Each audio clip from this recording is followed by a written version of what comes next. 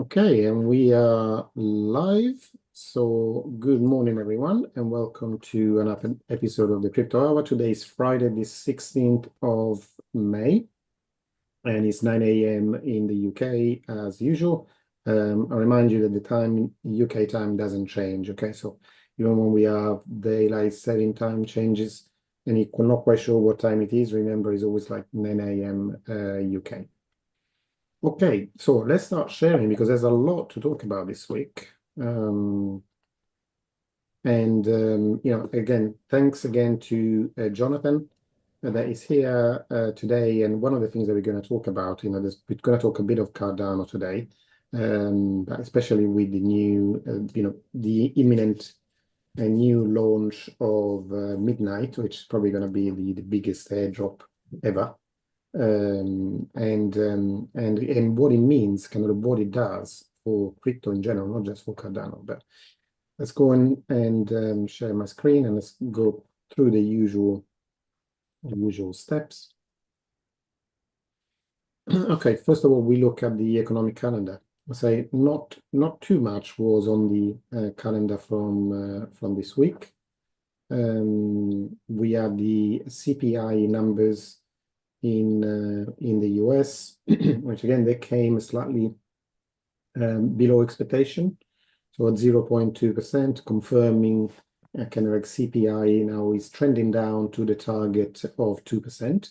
So now we've gone from 2.4 to 2.3%, and again, this is one of the things, one of the main reasons why the Fed is keeping interest rate unchanged is to control inflation, because not knowing what these tariffs will do, at the moment they want to keep the inflation down, and so the fact that we have this number that is now trending lower, it basically chips away all the reason for the Fed to keep interest rates high, and so one of the things that we might look forward to is these interest rates start coming down sooner rather than later now as the inflation seems to be under control. The other main news of the week was simply the unemployment claims, which have been pretty much on. They've been at the same level now for quite a few months, so they haven't started really to trend up strongly as it was worried that it might happen. So that's carrying on. Today we just have a couple of surveys of consumer sentiment and inflation expectations, but nothing major. Next week, let's go and have a look. So we have the Australian dollar will announce the interest rate, inflation in Canada and the UK, and then just the manufacturing figures, and retail sales in Canada again. So nothing major next week from scheduled economic announcements. Now, an interesting thing to look at, though, is what does we've seen the recent increase in the price of Bitcoin and crypto, which is none too welcome. But let's have a look. Where does Bitcoin stand in the big scheme of things? This is an interesting website, that I've shown you before, like fiatmarketcap.com. So it compares all the different currencies and countries in the world and prices the currencies, the amount of currency in circulation in Bitcoin terms. So the market cap, in a way, in Bitcoins. So if you can see, China, the US dollar and the euro and the yen are the four major currencies. The pound is already much smaller and going down. But Bitcoin, if you consider it as a currency, is now number 12 in the world. So it's bigger than the Australian dollar, bigger than the ruble on the Swiss franc, quite a bit.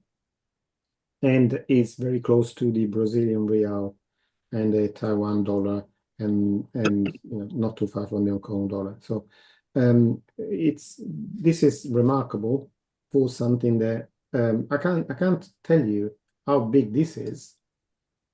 Okay, so this tell you the max supply as well, and the circulating supply at the moment of Bitcoin. I can't tell you how big this is for an asset that's like basically 15 years old. It's absolutely incredible. And if we look at this, so these are kind of the macro asset classes of larger than $1 trillion. Okay, so if you look at the older first and the new one last, okay, not in terms of market cap. We look at agricultural commodities. They go 1 to 2 trillion of global trade value. Gold, again, this ranges about 15 trillion, but also 15 trillion in total, but a lot of it is used in industrial processes or for for reserves. About 6 trillion of this is investable. About trillions of currencies. The US dollar is 21 trillion of circulating currencies. Equities, they're about 120 trillion. Bonds around 130 trillion. A lot larger than this if you include derivatives. Real estate, 380 trillion estimated. About 4 trillion in tradable REITs. Energy commodities, what 2-3 trillion of annual value, and Bitcoin. This is all this one. It's be closer to 2 trillion in market cap, and the total crypto to about 3 trillion. So it's showing how quickly the cryptocurrencies have appeared on the investable asset, and now in just a few years they're now on the same page as things like oil, gold, current currencies, bonds. They've been around for 400 years. Commodities that have been traded for 5,000-6,000 years, and this is all in 15 years. So I'm just trying to make you understand how big this is already, but how big it will be in the future. Because what is particular about cryptocurrencies is that they could potentially represent a lot of the other asset classes. So they could represent the tradable value of this and make it easier to transact in the other commodities. So, what do you do if you want to participate in oil? You buy and sell futures. Gold is something that you trade in futures, but you can trade also in physical terms and so on. But a lot of these things could be represented by cryptocurrencies, could be tokenized and represented by cryptocurrencies. So, although the total value of the cryptocurrency market now is 3 trillion, it could potentially represent a big chunk of this. And when you sum all of this up, it's a big sum that will come to probably close to about 1 quadrillion. And I'm not saying that all of a sudden in 2 years' time, cryptocurrency are going to be worth 1 quadrillion. But if you think about a small portion of that, maybe 2%, 3%, 4%, 5% could be. Okay, so what's 5% of 1 quadrillion will be 50 trillion. Okay, and at the moment we're at 3 trillion. So this is when you and it's, by the way, it's not me just making numbers up. Go and read reports by, for example, Katie Wood's ARK Invest comes to similar figures within less than 10 years. So the one thing I'm telling you, yes, we're talking about price. You're always worried about what's the price of Bitcoin today compared to what it was last week. But not many people talk about, what will the price of Bitcoin or other currency in 5 years' time, because that's where the generational value is. It's not so much how do we make a little bit of money today, but how do we make a lot of money in the next cycle, the next 5, 10, 15 years. And so this is why what's happening today is that this asset class is entering the traditional asset classes. So the one thing I would say, do not cash out now. No, this is I'd say it's not a financial advice. I'm saying if you held on until this moment, we are about to start on the journey that takes us to this being the dominant technology for the next foreseeable future, 10, 15, 20 years. So at the moment, we're just coming out of the pioneer stage, okay, going to the early adopter. So we are in the early adopter stage now. So, but there's still a lot of gains to be made before we get into the kind of a general mass adoption. But it's not that far away, and that can happen very, very quickly. You know what we need to go from the kind of early adopter stage to the mass adoption. We need very, very simple things that could happen literally in a month. And this is adoption of cryptocurrencies by, anybody can suggest it? Who could cause that difference? Well, you know it in your heart. Can anybody say who could cause that difference? Is it the American government? No, the American government is useless. They don't have any power. The power is all in the hands of Facebook, Google, Amazon, Microsoft, Netflix. And why do you think it is? If you think about it, Apple, Google, Facebook, all these companies have got revenues all over the world. So they got sales in Sri Lanka, they got sales in Mongolia, they've got sales in the US, in Europe, in Africa. Now, do you think that for every dollar sale they make in Sri Lanka, they probably have to drop a significant amount to bring their money back to wherever their headquarters are? So it costs them a lot to transact in many different currencies. Change that, make that an online payment, whether it's with their own currency, like Meta, Facebook tried to create a couple of years ago, with Libra and so on. But even if they just use US stable coins for payments rather than the local currency of India, Mongolia, Sri Lanka, it will save them huge amount of money. They're talking about tens and tens of billions every year. So they're not doing it for the good of their heart. They're doing it for their own selfish reasons. That difference can change everything. Now, what's stopping them at the moment? What's stopping them is the fact that there is still confusion. So what should they get? How do they build their platform? Do they have to pick sides? Do they set their platform on Bitcoin, on Ethereum, on Solana, on Cardano? So, if you can imagine, although we might be excited because we hold one of those coins, but literally, they couldn't be seen to take sides, to choose one platform rather than another. So they are waiting for the moment where, they can have this, they can join without having to worry, and people can use whatever they want, and they will receive whatever they want.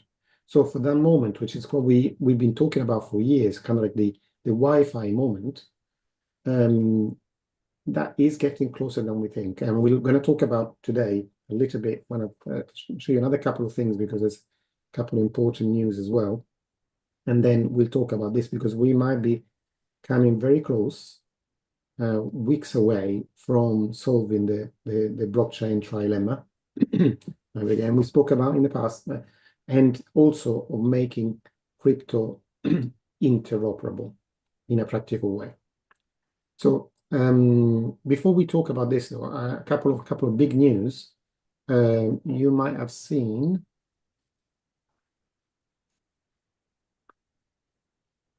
Coinbase. What's happened to Coinbase? What happened to Coinbase here? Hey, can everybody tell me how can Coinbase go into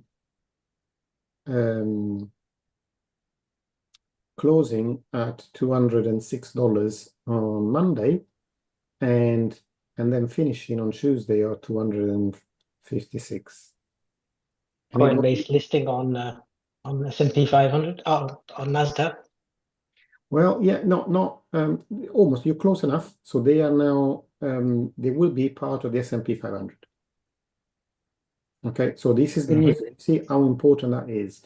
That's huge because the S&P 500 is the base of most institutional funds in the US. So that means that whenever there's so if you hold a American pension, a 401k or anything else like this, that pension would have shares in the SPY, okay, which is the ETF for the S&P 500. So that means that every time money is invested, like people deposit part of their salary every month into the pension plan, some of that money will buy S&P 500 shares, which will include Coinbase. Okay, so this is why it is so big to be part of the S&P 500. Now, having said that, so very good for Coinbase. Where are we? Okay, so Coinbase turning point maybe for crypto stock, but anyway, very, very good news, and it goes like 25% increase in price. Very good. And what happens the day after? Anybody follow the news? Coinbase got hacked. Coinbase got hacked. So, by the way, guys, anybody here has got a Coinbase account? Yes. Okay, be very, very careful. Okay, the fact that the Coinbase got hacked, it doesn't mean that they just stole money from people's wallets. What they stole is data about you. So now what they have a lot of might have your email address. They may have added data about you that might include part of your documents as well that you have to provide as KYC. So they are now doing very targeted scams Manager account on Coinbase to try to hand over your private keys. Now they're saying that no password or private keys or funds were exposed, but what they have noticed is that there have been a lot of people are being targeted with their Manage personal account. info on your payment profile. Sorry, Kim, what are you saying? Oh, sorry, no, I'm sorry. I'm just reading something. Oh, sorry. Yeah, so there will be you may be trying to get to you. You might be receiving either messages on social media or emails or something like that, and they seem very genuine coming from Coinbase. So they will have some stuff on there that makes it look really genuine, and they're trying to get more of your details because they need to complete the picture or they need to get some password or something like this. They need to try and move. So whatever it is, be very careful with any communication you receive from Coinbase. I mean, they have announced, so good to them. They were, after they had this hack, they were asked for a ransom of 20 million. Instead, they've gone public. They refused to pay the ransom. They said that they put 20 million as a bounty to help, they will pay towards anybody that helps them get to people who committed this hack. And at the same time, they said they will reimburse any customers that are impacted by this. But in any way, nobody wants to go through this only to be refunded. So be very careful with any communication you get from Coinbase, because this is quite serious. Okay, and it also tells you how important, while we talk about crypto and the importance to keep your data safe, and this is another thing that we're going to talk about in a minute with the new blockchain that will come into existence soon. But it is very, very important. Okay, where are we? Oh, just a couple of things, and then we'll be talking about midnight. Brazil first listed Bitcoin treasury firm buys about 20 whatever 30 million of Bitcoin or whatever. It's not the amount that's big, but the fact that there is now, you see that this is like Bitcoin treasury firm, so there will be a similar structure as MicroStrategy. Well, since they were publicly listed, they actually doubled in price in a few months. So it's showing you how this is gathering pace. This is what I'm saying, guys. Don't look at the kind of like the crypto prices, what they do from one week to another. But this move that we're seeing, this concerted move of increasing adoption, is the thing that you should be paying more attention to, because this is what is going to determine the long-term prices. Whatever happens, in a week or in a month, can go up, can go down. But whatever happens in the next 5 years is a lot more set in the future, because of all the interest, of all the adoption that we're seeing right now. Another thing that could be interesting, because we were talking about Avalanche and the Avalanche Summit in London next week.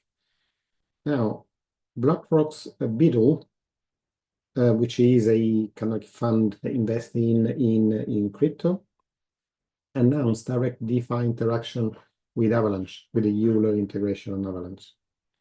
Now, that means that now you can securitize your BUIDL fund, so you can deposit into a vault, and then you can lock your shares and mint some liquid staking tokens, then you can use in DeFi.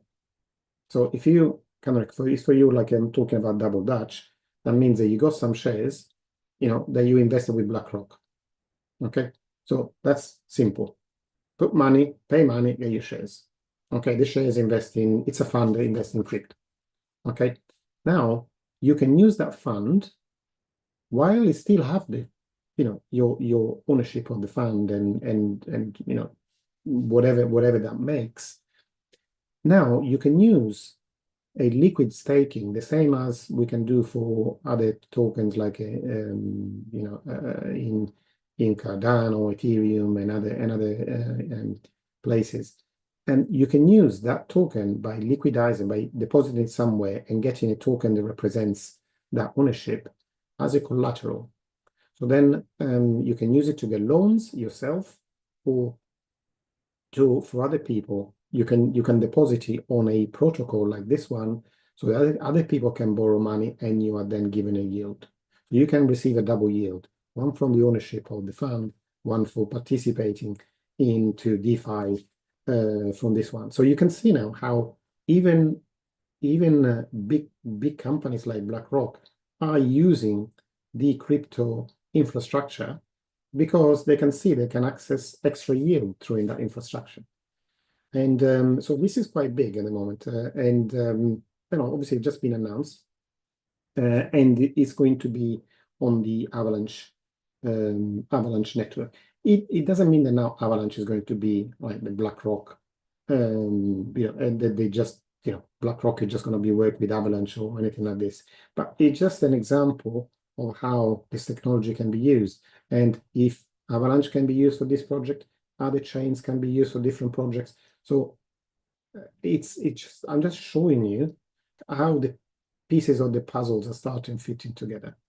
Okay, it doesn't matter if it's Bitcoin, if it's Ethereum, it's Cardano, it's Avalanche.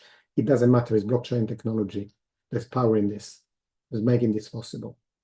Okay, so and also it's making people that have bought already, making them look deeper into this, what is possible to do this technology. So fairly big news. And again, all these things I bring them to you, they're very deep into the crypto news. So you need to look quite finely to find these things. But but it's fairly big news. Now, Jonathan, let's talk about this the next bit of news, which is the Charles Hoskinson, which is the founder of Cardano and one of the original founders of Ethereum with Vitalik and a number of other chaps. They all made billions in crypto. I'll remind you, Vitalik Buterin, which is still in Ethereum, Charles Hoskinson with Cardano. And we got Gavin Wood that created Polkadot. We had Joe Lubin that then created MetaMask, Consensus and MetaMask. So I would say quite a few people that made very good living out of crypto. Let's put it that way. And so they are very good minds to listen to.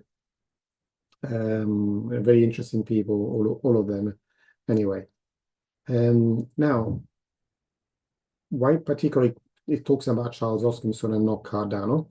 And I'm not going to show it to you, but at the moment I'm wearing the midnight socks that I collected at the last Cardano summit.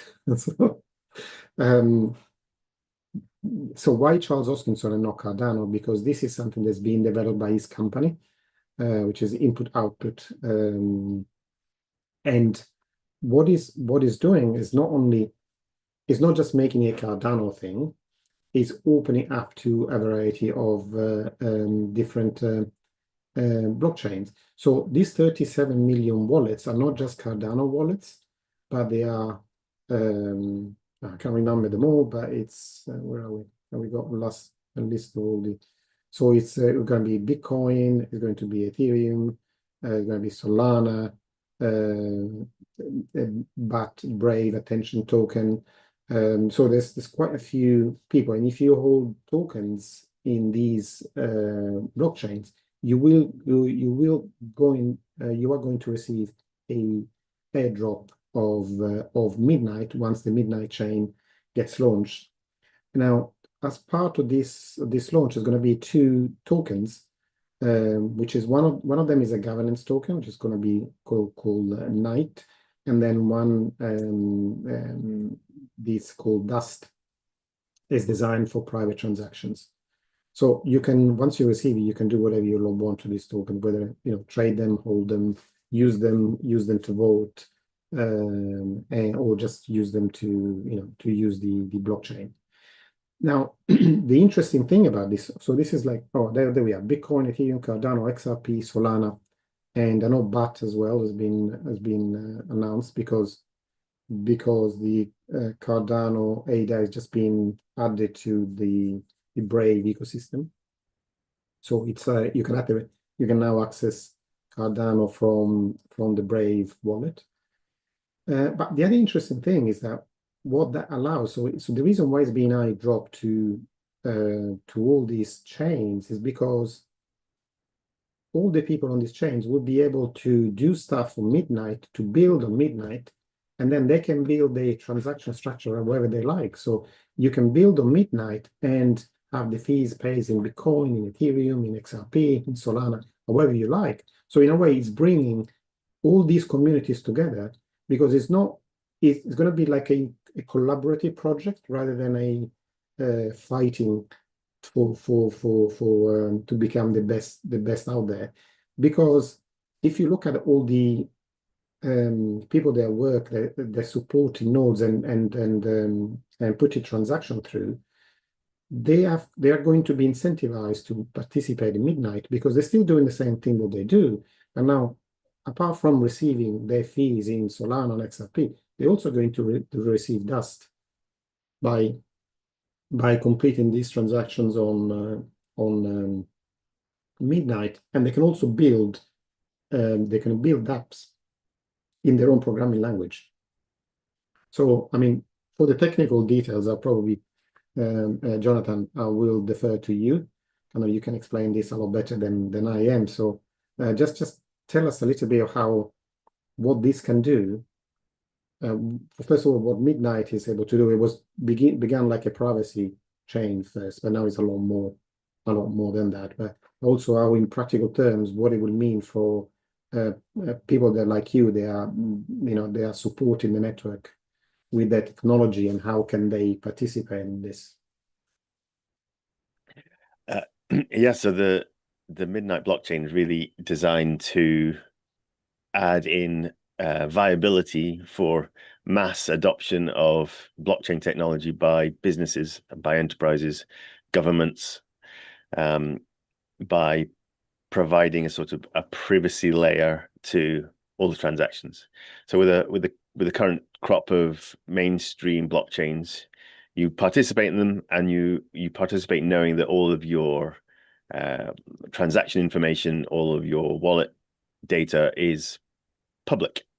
So that's how you get trust in Bitcoin, is that I can tell if Lucas paid me Bitcoin because I can see the balance in his wallet of Bitcoin's gone down and the balance in my wallet has gone up. And that's how you get the sort of trust in the network. This isn't suitable for mainstream enterprise, really, because if you're a business and you're paying your talent in crypto, then every other company that's a competitor of yours knows that you're also, how much you're paying your talent, how much they need to pay them to get them away from your business. And so this isn't conducive to business operations. The competition demands a certain level of privacy. And so Midnight is designed to solve that problem with mainstream blockchain technology by adding that privacy layer, adding the ability to carry on doing business as we currently do in the global markets, but with added privacy in as well. And so Midnight blockchain is in development still. It's got operators running who are all operators on the Cardano blockchain first, and who are now adopting and working to support the infrastructure for the Midnight blockchain as well. And so that's how I've been participating, as running a block producer for the Midnight blockchain. Midnight and Dust are the two tokens involved on the platform, and to onboard basically all the blockchains around the world, Charles Hoskinson didn't want to make it exclusively for Cardano, because Cardano is his first love, it's his first mainstream solo creation, really. But Midnight needs to have that interoperable approach, the ability to work multi-chain, multi-market, multi-business, and so the positioning of it is much different to Cardano. It's not about being exclusive to Cardano, even though it uses Cardano really is its primary source of consensus and infrastructure. Actually, the technology is designed to be open doors to every other blockchain.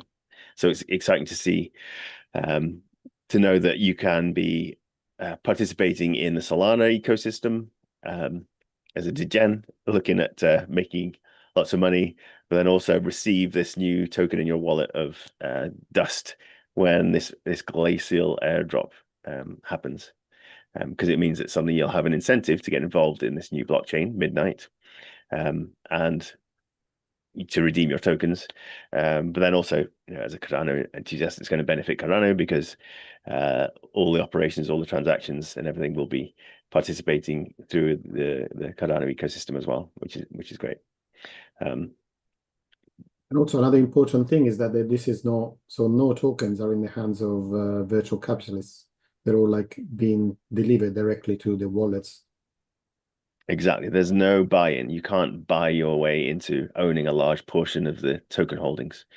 It's being really distributed as far and wide as possible into every ecosystem that is seeing success, so that there's no pump and dump on the token itself. That's the main idea. And we've all seen that tokens rise, become favorites, shoot up the charts, and you buy them on the way in, on the way up, and then hold on them for a month, and suddenly they're all the way back down again, and you then have to wait for the next cycle to see them rise again. But this is going to try and avoid that by doing a really far and wide distribution, no inflated prices. There's no one's got an incentive to sell out as soon as it comes in. So yeah, a really sensible approach, and exciting to know that it's going to be it's holding to the ideals of Bitcoin as being a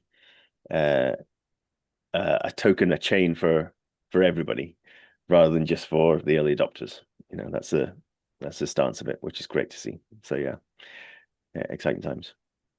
But I think what I like about it as well is the fact that we always talked about interoperability between blockchains, which has always been the the most difficult part of getting different blockchains project to work together. They all have to. So the only way that we could do that is like through bridging and the which causes trouble in itself. But this is the first time there's something that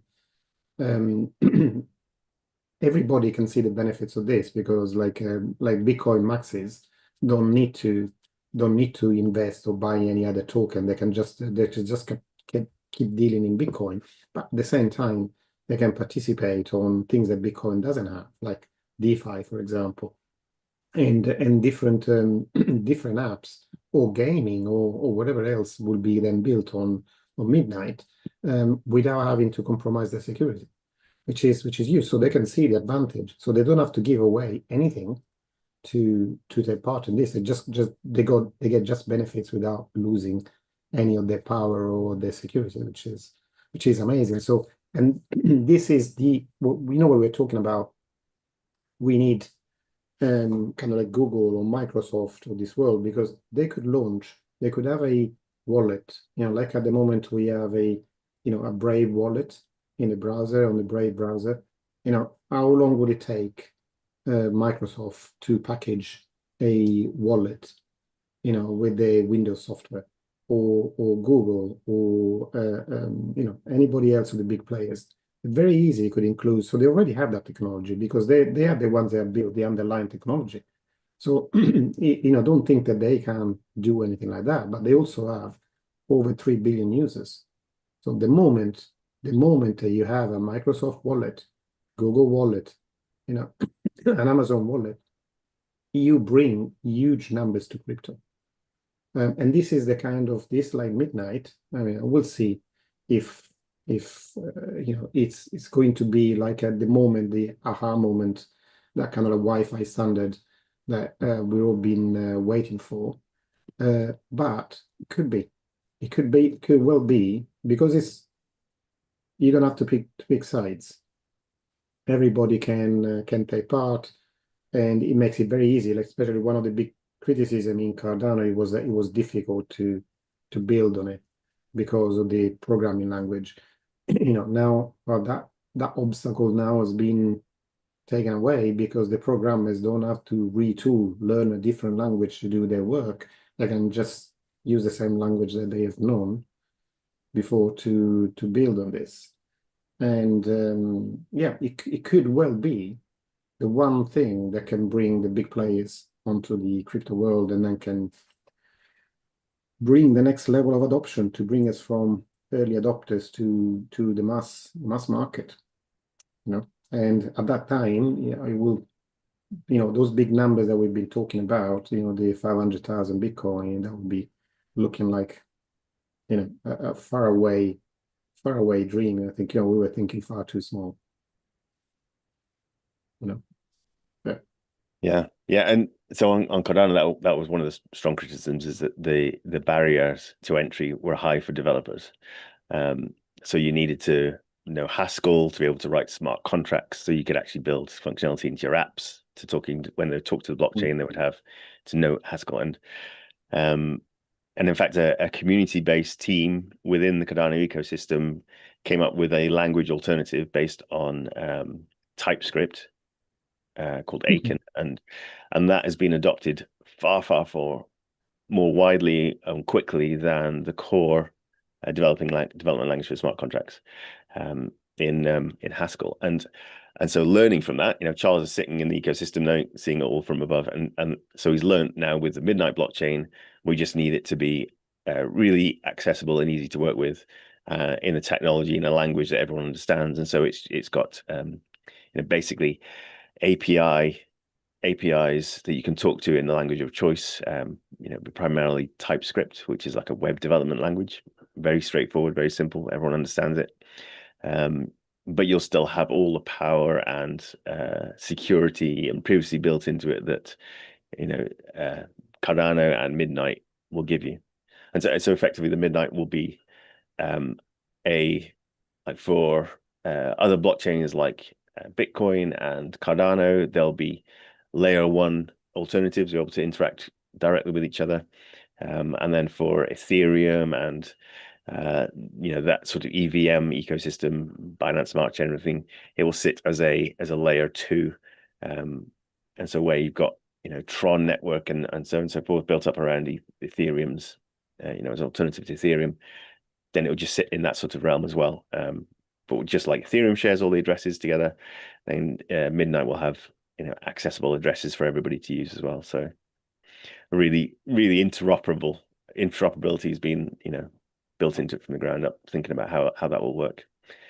Jonathan, we're talking about the trilemma, which is like the security and the, sorry, I go a blank, security, scalability, and what's the third one? Decentralization. Okay, so it's very difficult for projects to have kind of like all three, because normally you push on one at the cost of another.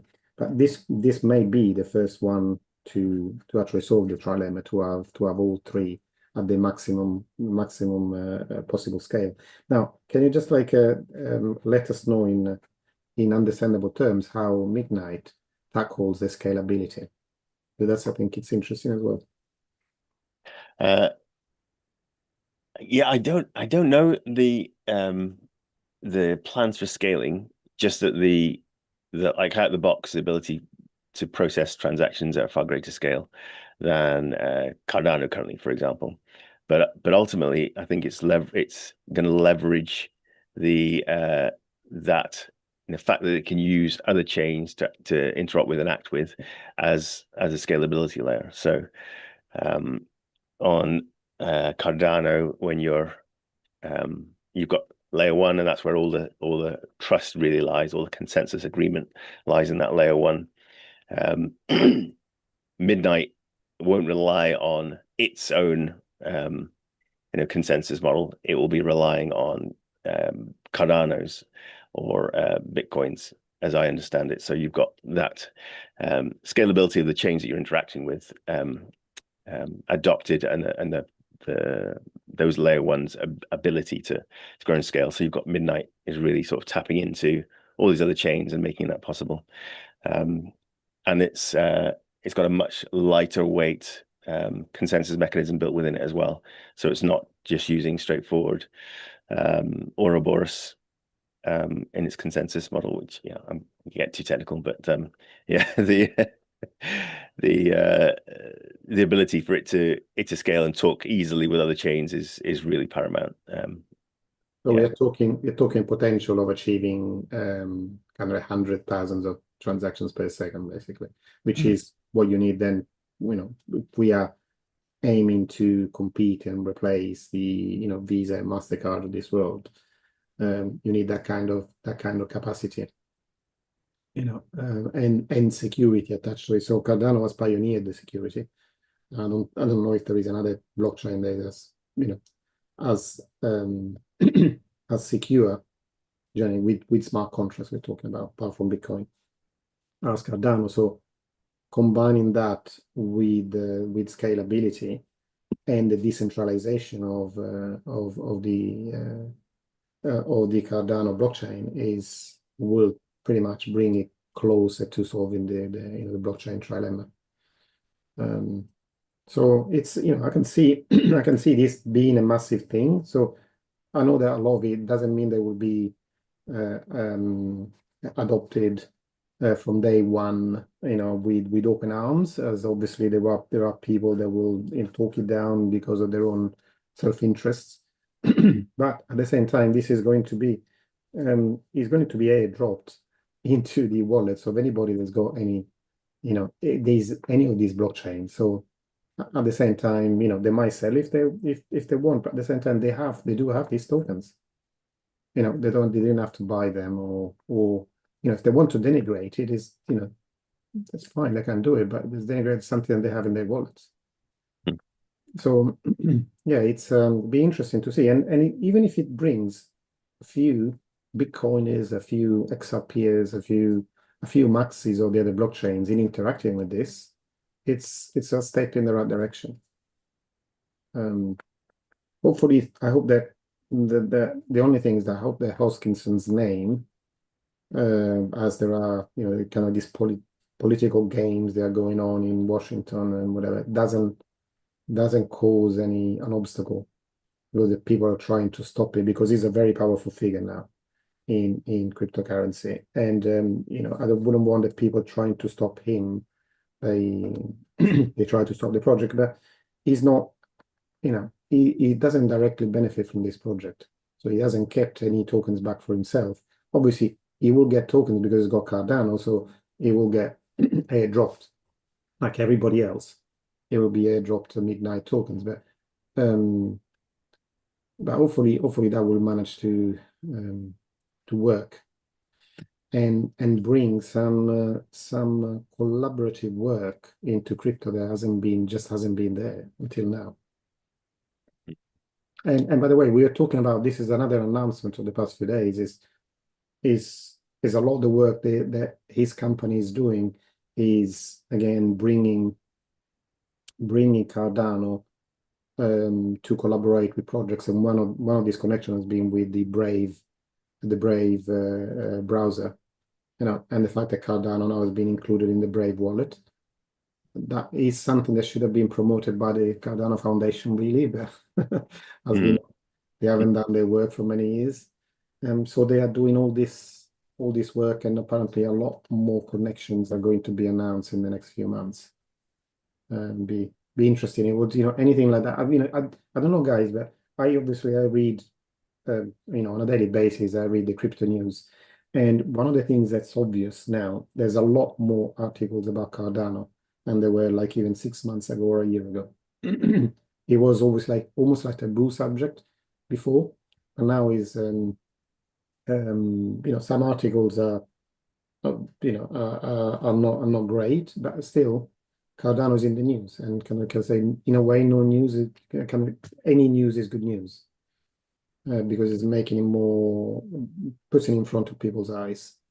So yeah, we'll see what happens in the next few weeks and months, but it's an exciting time, and I feel for the whole crypto market. By the way, let's go before we close the call. Anybody any other question, by the way? Before I go, otherwise I'll show you a couple of things. Quick question for Jonathan. Do you think the centralized exchanges will take part in the midnight airdrops? So if you've got Cardano on your central exchange, will they receive airdrops, or do you think there'll be some restrictions? As far as I understand it, you have to have it in your self-sovereign wallet. So you have to have it in your own wallet. Exchanges aren't really set up for receiving tokens like that. They're typically running much older chain infrastructure, and so they're not. Some of them aren't even made up for any kind of Cardano native token. There's only a few that are. So being able to receive a Cardano-based token, that isn't Cardano itself, is very difficult for exchanges. So yeah, the chances of them receiving dust and be able to do anything with it are pretty slim. Yeah, I think it will depend as well on the single agreements with the blockchains and the support. So I've noticed, for example, that I've received some tokens in Binance for a project that was launched on Chiliz. Now, again, although the token is not supported on Binance, so you can't trade it on Binance, but it's now in my wallet, so I can send it out. I can send it out to a wallet, and if I want, and trade it from there. So I think the possibility is there. It depends on the work that is done behind the scenes. If obviously it would be in the interest as well to bring somebody like Binance and Coinbase on board before the launch. But yeah, so the devil is in the details. So I would say listen to Charles Hoskinson. That would be probably your source of information. Yeah. And yeah, probably a good idea to, if you do have ADA on exchanges, is to get yourself set up with a wallet and move it over to there, because there'll be a snapshot taken at some point, and that date on, that will be the distribution for all these tokens. Yeah, that was my second question as well. Is there any time frame for the snapshots? I haven't seen a date or anything yet, but it's supposed to be this year. So, this year's going at pace. We're into May already. Thank you. Yeah. Yeah, I think we'll have to wait for the blockchain to be launched. I mean, there's no point in releasing a token if the blockchain if you can't use it. In a way. So you're gonna have to be ready first, I imagine. Yeah, and the DevNet developer version of the blockchain is it might be up to date now, but they had a new version launched just on Monday. So everybody who's a block producer is shuffling about trying to reconfigure software and things like that. So it's still very much in development, but yeah, it's coming, it's happening. Everyone's excited. It's good. Thank you. Okay, so let's just before we close, just for a couple of minutes, let's go and have a look at the Bitcoin coin price charts. Let's have a look. We'll bring it up on here.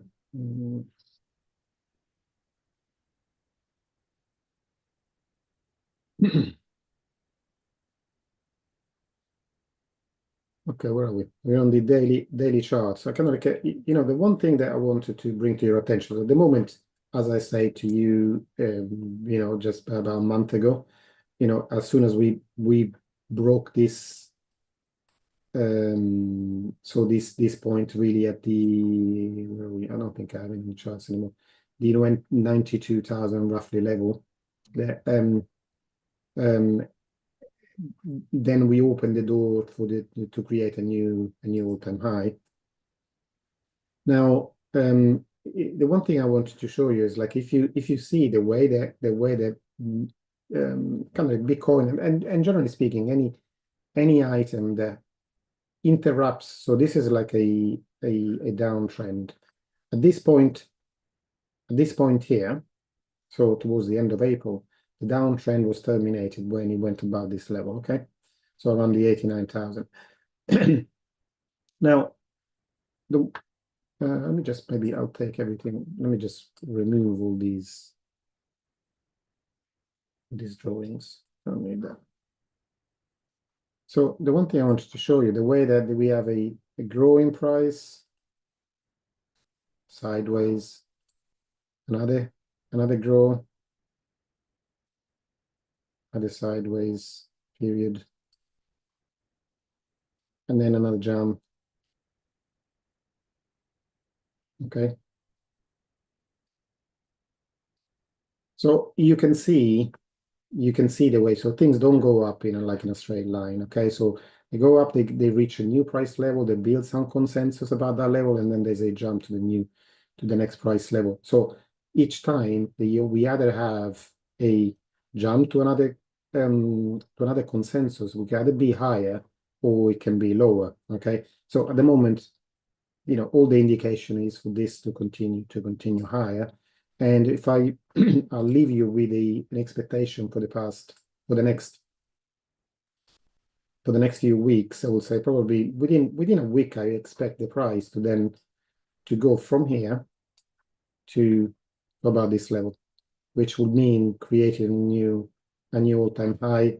The previous one was 109.5. The next one, I would expect it to at least reach the 113, 114. Okay, simply because we're just replicating the same moves. You can see, look at this. And pretty much is like these are kind of like measured moves. They're all pretty much the same. I mean, the first one was a little bit smaller, okay? It wasn't quite as big as that, but when you see them, they're all like similar similar size moves.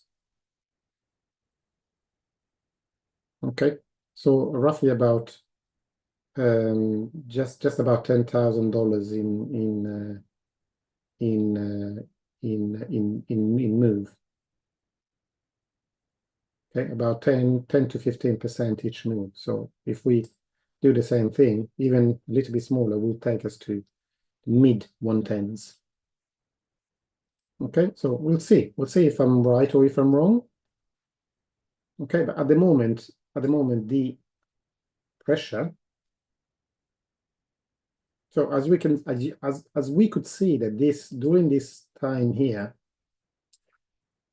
the pressure was on the way down, because you can see we're going from a high point, and then we, if we were to go higher, would have expected a retraction and then a new high. The moment that failed and we made instead a new low, then we have this progression of lower high, a lower low, lower high, a lower low, a lower high, a lower low, a lower high, and then that should have continued.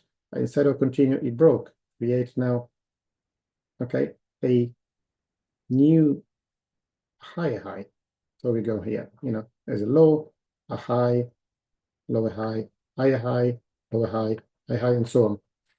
Okay, so it's the actual structure has changed completely. So the next expectation is to continue until it doesn't.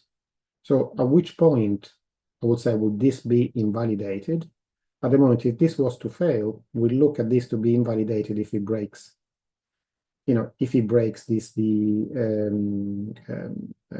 the 92,000, this small range, which is like a mini uptrend, would be invalidated, and then we'll be looking for a move lower. But until that continues, and it has at the moment it looks like it is continuing this way with a low of about 100,600. The moment the high has been 105,000, we're sitting at 103 at the moment. Kind of the expectation is to continue higher, but the control point, the one that you should kind of like worry about when thinking, okay, maybe now we're going a little bit lower, is sitting here at about 93.5. So if we were to close a daily candle below that, then we'd be looking to go lower. But no panic at the moment. I would expect to go higher before retracing anyway. All right, stop sharing, and I will again see you again next week. Have a great weekend, and if you are in the community and you want to have a chat with me or discuss anything of your personal question, then book a call and we'll have a chat. Okay, so I will see you again next week, and have a fantastic weekend. All right. Thank you very much. Thanks, Bye. Luca. Bye, Thanks all. everyone. Thanks, Luca.